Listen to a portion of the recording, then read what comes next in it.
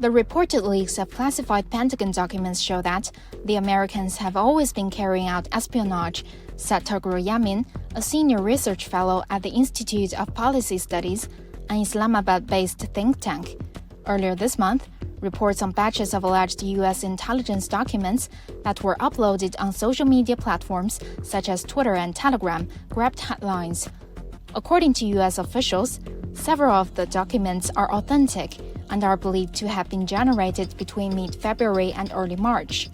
They contain extensive top-secret data related to U.S.-friendly nations, including Ukraine, South Korea, and Israel. The Americans have always been carrying out espionage.